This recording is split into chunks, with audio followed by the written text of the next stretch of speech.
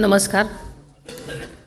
आजच्या मराठी भाषा गौरव दिनानिमित्त आयोजित या कार्यक्रमामध्ये उपस्थित असलेले राज्याचे लोकप्रिय मुख्यमंत्री श्री देवेंद्रजी फडणवीस साहेब, राज्याचे सन्माननीय उपमुख्यमंत्री श्री एकनाथजी शिंदे साहेब, विधान परिषदेचे सभापती माननीय राम शिंदे साहेब, विधानसभेचे अध्यक्ष माननीय श्री राहुल नार्वेकर साहेब, विधान परिषदेच्या उपसभापती माननीय श्रीमती नीलिमाताई गोरे, उपाध्यक्ष माननीय श्री अण्णा बनसोडे, माननीय मंत्री श्री चंद्रकांत पाटील, माननीय मंत्री श्री आशिष शेलारजी, या कार्यक्रमास उपस्थित असलेले मंत्रिमंडळातील सर्व सन्माननीय मंत्रीगण, या तसेच विधानसभेचे व विधान परिषदेचे सन्माननीय सर्व सदस्य, उपस्थित असलेले सर्व अधिकारी, कर्मचारी आणि माझ्या पत्रकार बंधू भगिनींनो, आज मराठी भाषा गौरव दिनानिमित्त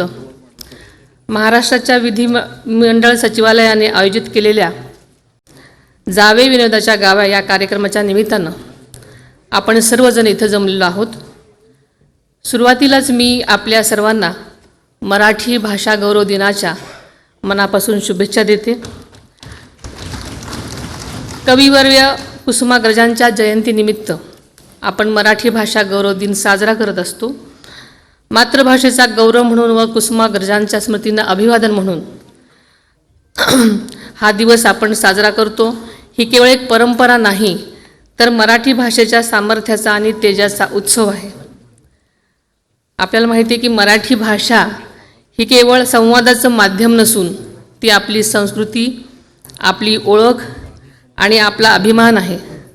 संतांच्या अभंगापासून शाहिरांच्या पोवाड्यापर्यंत आधुनिक साहित्यापर्यंत मराठी भाषेचं मानवी मनाला समृद्ध केलेलं आहे.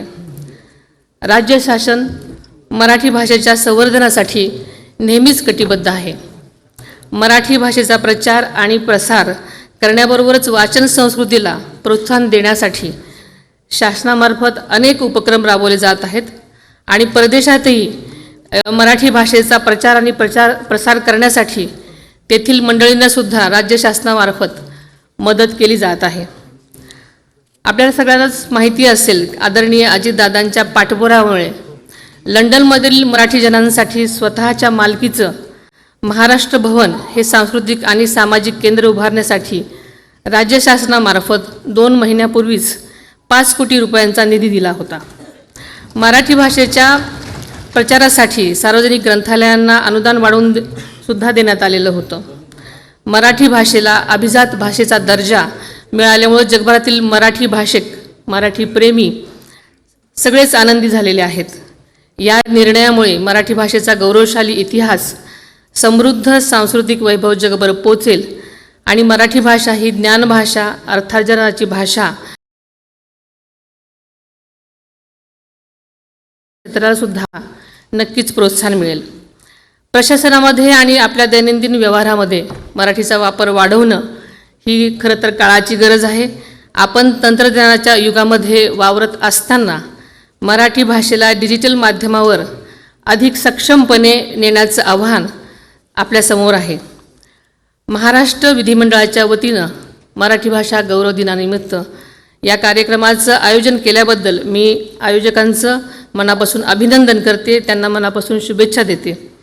जावे विनोदाच्या गावा या कार्यक्रमाच्या निमित्तानं विधानभवनाचं हे मध्यवर्ती सभागृह आज ज्या अर्थानं मराठी साहित्याच्या चैतन्यानं न्हावून निघालं, त्या आपण सर्वांना मिळून या मायबोलीचा वारसा पुढच्या पिढ्यांपर्यंत अधिक समृद्ध करून पोचवूया.